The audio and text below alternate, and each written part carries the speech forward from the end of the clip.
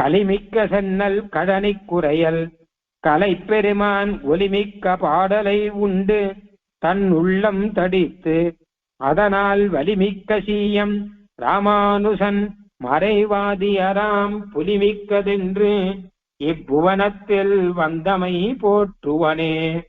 ஒரு சமயம் இந்த லோகத்திலே வாதம் செய்யும் புலிகள் அதிகமாகிவிட்டன.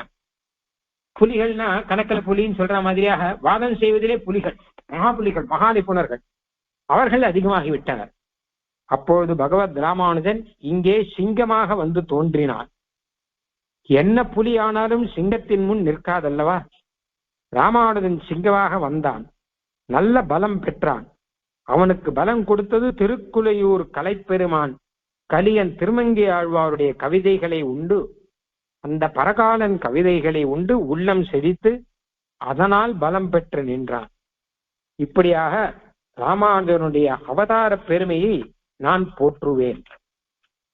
போற்றரும் சீலத்து ராமானுசா மின் புகழ் தெரிந்து சாற்றுவனேல் அது தாழ்வு அது தீரில் உன் சீர் தனக்கோர் ஏற்றமென்றே கொண்டிருக்கிலும் என் மனம் ஏத்தியன்றி ஆற்றகில்லாது இதற்கு என் நினைவாய் என்றிட்டஞ்சுவனே. ராமானுசா, உன்னுடைய குணம் மிக மிக அதிகமானது, என்னால் போற்றவே முடியாது, அந்த அளவு பெரியது.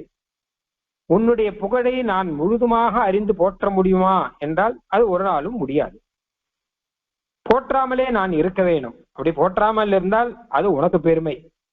நான் போற்றுவதை காட்டிலும் உன்னை போற்றாமல் இருந்தால் உன் பெருமைக்கு அது பெருமை சேர்க்கும்.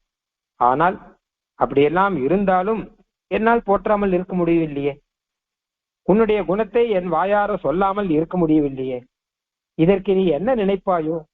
ஐயோ, ஒண்ணுமே தெரியாதவன் என்னமோ பேச ஆரம்பித்து விட்டானே என்று நினைப்பாயோ? அதை நினைத்தால் எனக்கே பயமாகத்தான் இருக்கிறது.